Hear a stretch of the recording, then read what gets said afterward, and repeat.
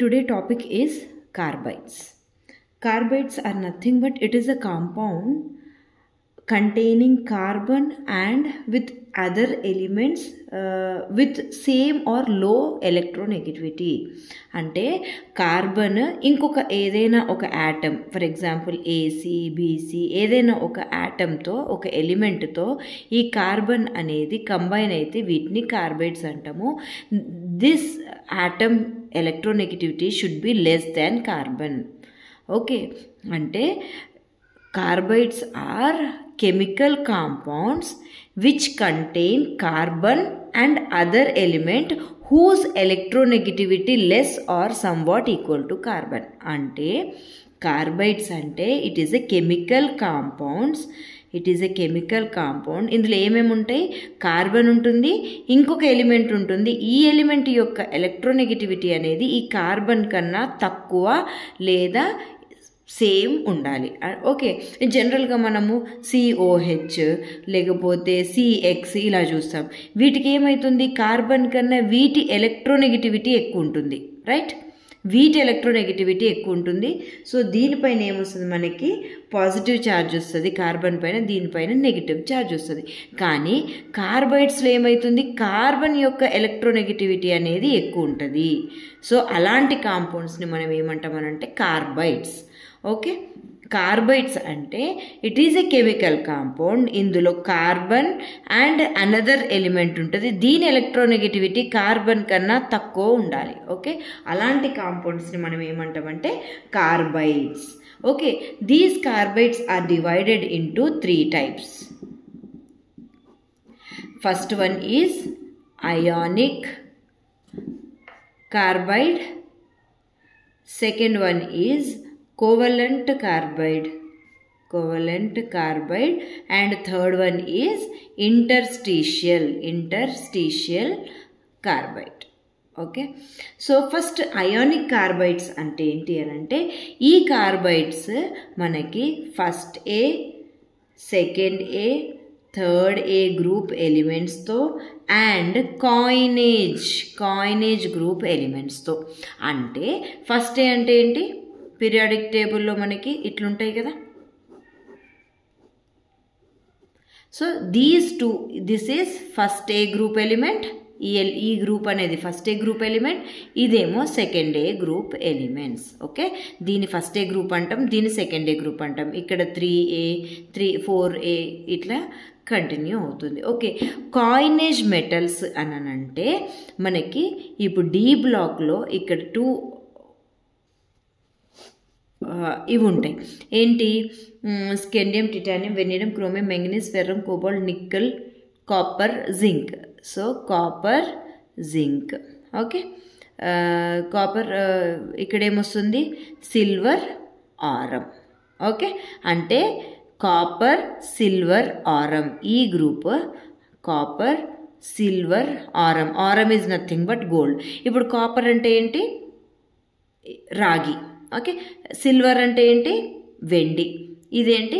Gold. Okay, ఇవి 3 ఏంటి? Coins prepare చేస్తాం కదా మనం. దీంతో కాయిన్స్ ప్రిపేర్ చేస్తాము, సిల్వర్తో కాయిన్స్ ప్రిపేర్ చేస్తాం, గోల్డ్తో కూడా కాయిన్స్ ప్రిపేర్ చేస్తాం. సో అందుకు వీటిని మనం ఏం ఎలిమెంట్స్ అంటాము అని అంటే కాయినేజ్ ఎలిమెంట్స్. దీన్ని ఏమంటామంటే coinage metals. Okay, so ionic carbides అంటే ఈ మెటల్స్తో లేదా ఈ గ్రూప్ ఎలిమెంట్స్తో ఒకవేళ కాంపౌండ్ ఫామ్ అయితే దాన్ని మనం ఏమంటాము? Ionic carbides. Okay, ionic carbides. For example Al4C3 or CaC2 Mg2C3. ఇక్కడ చూద్దామా? Aluminium A group element? ఇక్కడ ఈ group element. Boron, aluminium, gallium, indium, thallium. Okay, aluminium అనేది third A group element. So third A group elements. Calcium A group? Beryllium, magnesium, calcium, strontium, barium, radium అంటే second A group element. Okay, magnesium కూడా second A group element. So ఈ ఎలిమెంట్స్తో carbon bind అయింది కాబట్టి ఈ కార్బైడ్స్ని మనం ఏమంటాము? Ionic carbides. Okay, ionic carbides. Ionic carbides are nothing but these are carbides which formed with these metals. AV first A group, second A group, third A group, coinage. Coinage ante copper, silver, aurum. Okay, so these are ionic carbides. Again, ionic carbides are divided into different types. Okay, this division is based on the product we are getting after hydrolysis. Ante ఇప్పుడు for example Al4C3 ఉంది, CaC2 ఉంది, Mg2C3 ఉంది. వీటిని నేను hydrolysis చేస్తే ఏమొస్తాయి అనంటే Al4C3ని hydrolysis చేస్తే నాకు CH4 వస్తుంది. ఓకే, అదే CaC2ని హైడ్రాలిసిస్ చేస్తే C2H2 వస్తుంది. అదే Mg2C3ని హైడ్రాలిసిస్ చేస్తే C3H4 వస్తుంది. ఓకే, సో ఇదేంటి మీథేన్ కదా, methane. What is this? Acetylene. Okay, దీని నేమేంటి? ఎసిటిలీన్. ఓకే, దీని నేమేంటి? C3H. What is the name of this? Allylene. Allylene. Okay, so Al4C3ని హైడ్రాలిసిస్ చేస్తే మీథేన్ వస్తుంది కాబట్టి దీన్ని మనం ఏమంటామంటే మిథెనైడ్. మిథెనైడ్. ఓకే, సో CaC2ని హైడ్రాలిసిస్ చేస్తే మనకి ఎసిటిలీన్ వస్తుంది కాబట్టి దీన్ని మనం ఎసిటలైట్స్ అంటాం. Okay, acetylides. ఓకే, అండ్ Mg2C3ని మనము హైడ్రాలిసిస్ చేస్తే మనకి అలైలీన్ వస్తుంది. సో వీటిని మనం ఏమంటాం? అలైలైట్స్ అంటాం. ఓకేనా? అంటే ఈ ప్రోడక్ట్ మీద డిపెండ్ అయ్యి మనకి దీనికి నేమింగ్స్ 3 డిఫరెంట్ టైప్స్ ఉంటాయి. అంటే methanides, acetylides, allylides. Okay, okay, once again I will repeat. Carbides అంటే ఏంటి అంటే ఇది ఒక కెమికల్ కాంపౌండ్. ఇందులో ఏమేమి ఆటమ్స్ ఉంటాయి? కార్బన్ ఉంటుంది అండ్ అనదర్ ఎలిమెంట్ ఉంటుంది. ఓకే, ఈ ఎలిమెంట్ యొక్క ఎలక్ట్రోనెగటివిటీ ఏమవుతుంది? కార్బన్ కన్నా తక్కువ ఉంటుంది. కార్బన్ కన్నా ఎలక్ట్రోనెగటివిటీ ఈ ఎలిమెంట్ది తక్కువ ఉంటుంది.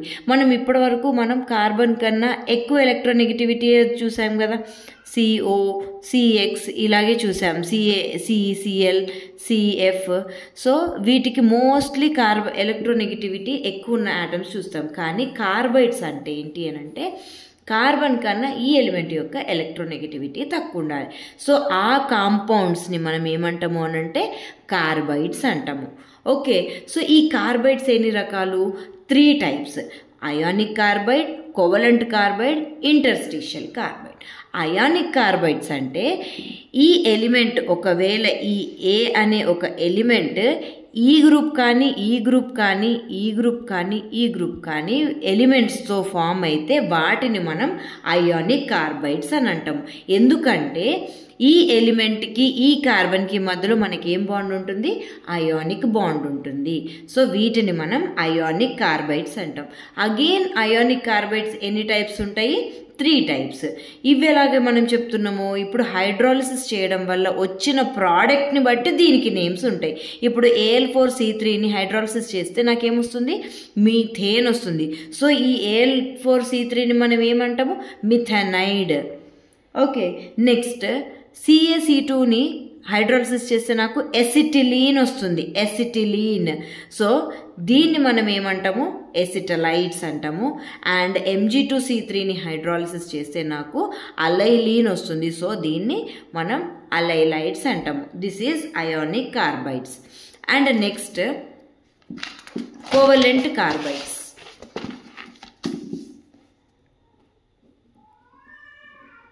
Covalent carbides. ఈ కార్బైడ్స్లో ఏమవుతుంది అని అంటే this bond is covalent bond. This bond is covalent bond. Okay, so examples are B4C3 and silicon carbide. Okay, boron carbide and silicon carbide. ఇవి రెండు కోవలెంట్ కార్బైడ్స్ యొక్క ఎగ్జాంపుల్స్. ఓకే, దీని స్ట్రక్చర్ ఎలా ఉంటుంది అని అంటే డైమండ్ స్ట్రక్చర్ ఉంటుంది. ఓకేనా, diamond. This structure of this silicon carbide, దీని పేరేంటి, silicon carbide, and this structure of silicon carbide is similar to diamond structure. Okay, and this is boron carbide. And దీన్ని మనము, ఇది ఇంపార్టెంట్ పాయింట్, దీన్ని మనము silicon carbide ని మనం ఇంకొక నేమ్ ఏమంటామంటే carborundum. This is the another name of silicon carbide. Okay, another name of silicon carbide. Next, interstitial carbides. Interstitial carbides అంటే ఏంటి అని అంటే, ఇప్పుడు ఫర్ ఎగ్జాంపుల్ కార్బన్ ఫ్రేమ్ ఉంది ఇలాగా, అంటే కార్బన్ యాటమ్స్ ఇట్లా ఒక పక్కన ఒకటి ఇట్లా అరేంజ్ అయ్యి ఉన్నాయి. Okay, so carbon atoms. ఇలాంటప్పుడు నేను ఏదైనా ఒక మెటల్ని తీసుకొని, మోస్ట్లీ ట్రాన్సిషన్ మెటల్స్ అంటే ఏంటి, డి బ్లాక్ ఎలిమెంట్స్ని మనం ట్రాన్సిషన్ మెటల్స్ అని అంటాము. ఓకే, సో వీటిని మనము ట్రాన్సిషన్ మెటల్స్ అని అంటాం. ఓకేనా, సో ఈ మెటల్స్ని ఇందులో నేను ఫర్ ఎగ్జాంపుల్ డోప్ చేశాను అనుకుందాం. అప్పుడు ఏమవుతుంది, ఈ మెటల్స్ లోపల ఇట్లా బైండ్ అవుతాయి. ఓకేనా, ఇన్సర్ట్ అవుతాయి ఈ లాటిస్లో. మనం ఇప్పుడు ఈ అరేంజ్మెంట్ని మనం ఏమంటామనంటే, ఫర్ ఎగ్జాంపుల్ కార్బన్స్ ఇలాగా ఫ్రేమ్ అయినాయి, దీన్ని మనం లాటిస్ అంటాము. ఓకే, ఇట్లా ఇవి carbon atoms. Okay, this is nothing but carbon. So ఈ కార్బన్ యాటమ్స్లో ఈ కార్బన్ యాటమ్స్ ఇలాగ అరేంజ్ అయి ఉంటే దీన్ని ఏమంటున్నాం మనం, లాటిస్. Okay, lattice. ఇప్పుడు ఈ ట్రాన్సిషన్ ఎలిమెంట్ వెళ్ళి దీంట్లో ఈ లాటిస్లో ఇన్సర్ట్ అయితే మనకి ఏం ఫామ్ అవుతుంది, అప్పుడు ఇంటర్స్టీషియల్ కార్బైడ్ ఫామ్ అవుతుంది. ఓకేనా, అప్పుడు ఇంటర్స్టీషియల్ కార్బైడ్ ఫామ్ అవుతుంది. దాన్ని ఎలా రిప్రజెంట్ చేస్తున్నాం, MC. M is nothing but tungsten, zirconium, titanium ఇవన్నీ. ఓకే, సో వీటిని ఇంటర్స్టీషియల్ అంటే యాక్చువల్గా ఇప్పుడు ఈ గ్యాప్స్ని, ఇప్పుడు ఫర్ ఎగ్జాంపుల్ ఇలా ఉంటాయి యాటమ్స్, ఇలా అరేంజ్ అయ్యి ఉంటాయి. ఓకే, సో ఈ మధ్యలో ఈ పొజిషన్ని మనం ఏమంటామనంటే ఇంటర్స్టీషియల్ పొజిషన్ అని అంటాం. This place is nothing but interstitial space. ఇప్పుడు మనం యాడ్ చేసిన మెటల్ ఏమవుతుంది, ఇందులోకి వెళ్ళి ఇన్సర్ట్ అవుతుంది. ఓకేనా, సో అందుకు మనం వీటిని ఏమంటాము, interstitial carbides. Okay, interstitial carbides. ఇప్పుడు దీని ప్రాపర్టీస్ ఎలా ఉంటాయి అని అంటే, ఇప్పుడు ఈ మెటల్ అనేది ఇందులో ఇన్సర్ట్ అవ్వడం వల్ల దీనికి ఎక్స్ట్రా స్టెబిలిటీ వస్తుంది. ఓకే, ఫర్ ఎగ్జాంపుల్ గోల్డ్ ఉంటుంది. గోల్డ్ ఏంటి, మనకి నార్మల్గా 24 క్యారెట్ గోల్డ్ అనేది చాలా డెలికేట్, చాలా సాఫ్ట్గా ఉంటుంది. కానీ ఆర్నమెంట్స్ చేయడానికి మనం ఏం చేస్తాము, 22 క్యారెట్స్ గోల్డ్ యూజ్ చేస్తాము. 22 క్యారెట్స్ ఎందుకు యూజ్ చేస్తున్నాం, why we are not using 24 carats అంటే ఇది pure metal. Okay, pure metal ఏమవుతుందంటే అంత స్ట్రాంగ్ ఉండదు. ఎప్పుడైతే నేను దీన్ని వేరే ఇంప్యూరిటీతో అంటే కాపర్ కానీ ఇంకేదైనా మెటల్ కానీ ఇందులో ఇన్సర్ట్ చేసినప్పుడు నాకు ఏమవుతుందంటే సేమ్ ఈ మెటల్ ఇందులోకి వెళ్ళి బైండ్ అవుతుంది. ఇట్లా బైండ్ అవ్వడం వల్ల దీనికి ఎక్స్ట్రా స్ట్రెంగ్త్ వస్తుంది. ఓకేనా, అంటే ఇంకా ఎక్కువ స్ట్రాంగ్గా ఉంటుంది, అంటే ఎక్కువ హార్డ్ ఉంటుంది. ఓకే, సో దానివల్ల ఏమవుతుంది, దీని మెల్టింగ్ పాయింట్ అనేది ఇంక్రీజ్ అవుతుంది. Okay, so this is interstitial carbides. Next, applications.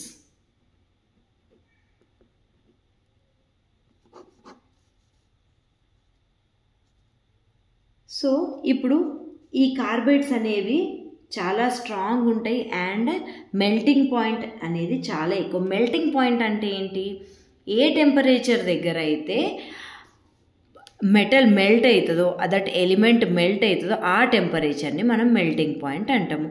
ఇప్పుడు ఇవి ఎంత స్ట్రాంగ్ ఉన్నాయి అంటే వీటిని ఎక్కువ టెంపరేచర్ దగ్గర మనం ఇస్తే అప్పుడు మెల్ట్ అవుతుంది, అంటే the melting point is high.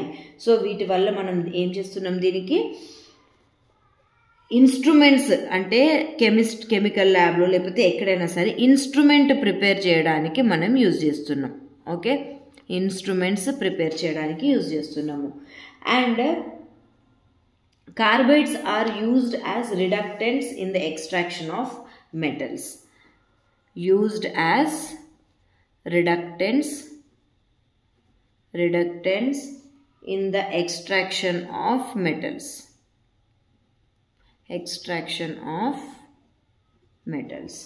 Okay, and these are used as lining in the inner side of furnace. అంటే ఫర్నేసెస్ అంటే హీటింగ్ ఎక్విప్మెంట్ అంటే కంటైనర్స్ ఉంటాయి కదా, వాటిని మనం ఏం చేస్తున్నాం అంటే లోపట ఇట్లా లైనింగ్ లాగా మనం దీంతో పెడుతున్నాం. ఎందుకంటే ఇది ఎక్కువ హార్డ్ కాబట్టి ఇది అంత తొందరగా మెల్ట్ అవ్వదు, చాలా స్టేబుల్ ఉంటుంది కాబట్టి లోపట లైనింగ్కి మనం ఇది యూజ్ చేస్తున్నాం.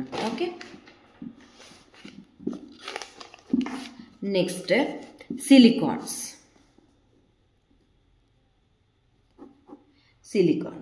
Silicons are nothing but it is a polymer. Okay, silicons అనేది these are polymers. Okay, silicones ఇవి. Okay, silicones. సో సిలికోన్స్ అనేటివి సిలికాన్ యొక్క polymer of silicon polymers. Okay, which contain SiO(Si) linkage ఉంటాయి. ఓకేనా, SiO(Si) లింకేజ్ ఉంటుంది. Okay, these are again 3 types. First one is linear or straight chain. Second one is cyclic. Third one is cross linked. ఓకేనా, straight chain, cyclic, cross linked. Okay, first మనం linear అంటే ఏంటో చూద్దాము, అంటే straight chain అంటే ఏంటో చూద్దాము. Okay, so straight chain silicon అని అంటే మనకి SiO(Si) ఇట్లా స్ట్రైట్గా ఉంటాయి. ఓకేనా, సో ఫస్ట్ మనం దీని ప్రిపరేషన్ ఏంటో చూద్దాము. Okay, when dimethyl silanes. Okay, అంటే డైమిథైల్ సిలేన్స్. ఓకే, సో వీటిని నేను హైడ్రాలిసిస్ చేస్తే, హైడ్రాలిసిస్ అంటే H2Oని యాడ్ చేస్తే నాకేమొస్తుంది, Cl వెళ్ళిపోయి OH- వస్తుంది. ఓకే, H+లో వాటర్లో H+OH- ఉంది కదా, సో ఇక్కడ కూడా ఒక నెగిటివ్ ఉంది కదా, ఒక నెగిటివ్ వెళ్ళిపోయి ఇంకొక నెగిటివ్ వస్తుంది. అప్పుడు ఏమవుతుంది, నాకు OH, SiOH, CH3 నాకు ఫస్ట్ స్టెప్లో ఇది ఫామ్ అయింది, dimethyl silane diol. Dimethyl 2 methyl groups. Silicon ఉంది కదా, సిలేన్. ఎన్ని OHలు ఉన్నాయి, 2 OHలు ఉన్నాయి. ఒక్క OH ఉంటే ఏమంటాం మనం, ఆల్. OL పెడతాం కదా, OL పెడతాం. సో ఇక్కడ 2 OHలు ఉన్నాయి కాబట్టి డై అంటే 2, di ol, silane diol, dimethyl silane diol.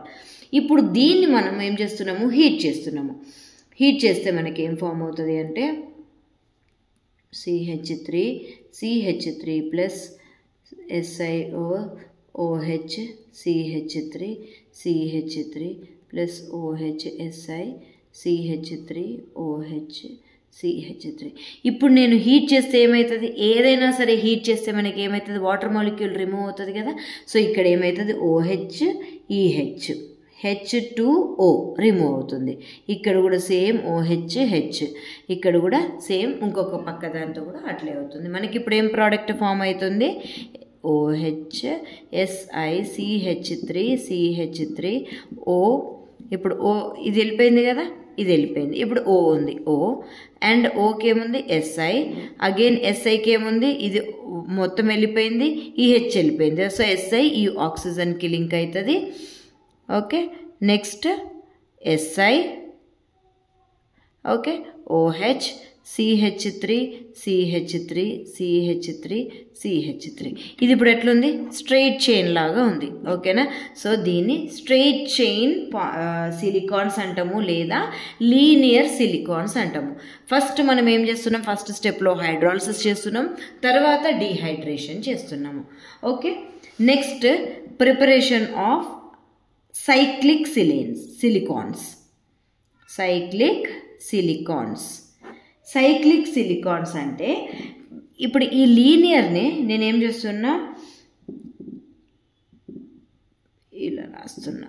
CH3 CH3 O SI O SI CH3 CH3 and OH, ఇది కూడా OH. అంటే ఈ లీనియర్ని నేను ట్రైమర్ని చూడండి ఇక్కడ ఇట్లా రాస్తున్నా, CH3 CH3. Okay. Water molecule is eliminated from the linear silicones. అప్పుడేం ఫామ్ అవుతుంది, నేను దీన్ని హీట్ చేస్తున్నా. హీట్ చేస్తే ఏమవుతుంది, OH EH వెళ్ళిపోయి మనకి సైక్లిక్ సిలికాన్ ఫామ్ అవుతుంది. ఇప్పుడు OSI OSI OSI. ఇక్కడ సిలికాన్ అనేది ఆక్సిజన్కి బైండ్ అయింది, ఈ ఆక్సిజన్ అనేది సిలికాన్కి బైండ్ అయింది. సిలికాన్కి ప్రతి సిలికాన్కి డైమిథైల్. సో మనకి ఏం ఫామ్ అయింది, సైక్లిక్ సిలికాన్స్ ఫామ్ అయింది. Okay. So next preparation of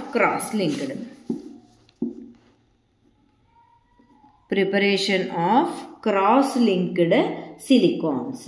so ఎట్లా క్రాస్ లింక్డ్ సిలికాన్ ఎలా ప్రిపేర్ చేస్తామంటే, ట్రైక్లోరోసిలేన్. ఓకే. హైడ్రాలిసిస్ ఆఫ్ మిథైల్ ట్రైక్లోరోసిలేన్ అంటే CH3Cl 1-మిథైల్ ట్రైక్లోరోసిలేన్. దీన్ని నేను హైడ్రాలిసిస్ చేస్తున్నా. హైడ్రాలిసిస్ చేస్తే ఎప్పుడైనా ఏం ఫామ్ అవుతుంది, క్లోరిన్ వెళ్ళిపోయి OH వస్తుంది. Okay. OH SI OH OH CH3. Now what I am doing, ఇవి this OH SI OH CH3 OH, దీన్ని నేనేం చేశాను, హీట్ చేశాను. ఓకే. హీట్ చేస్తే నాకు ఏం ఫామ్ అవుతుంది అని అంటే, క్రాస్ లింక్డ్ SiO CH3O.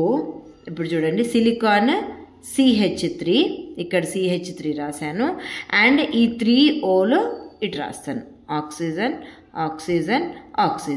ఇప్పుడు ఈ ఆక్సిజన్ ఇంకొక సిలికాన్తో బైండ్ అవుతుంది. ఓకే. ఇప్పుడు బైండ్ అయినాక ఇక్కడ కూడా మనకి ఇంకొక సిలికాన్కి కూడా ఒక methyl group, 3 oxygen groups. Okay. 1 2 3. Now again this is silicon. Now సిలికాన్కి మళ్ళీ ఏమవుతుంది, ఒక oxygen CH3O, again 3 oxygens.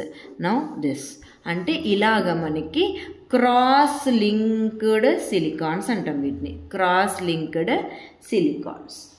Okay. ఇట్లా ఫామ్ అవుతుంది. ఓకే.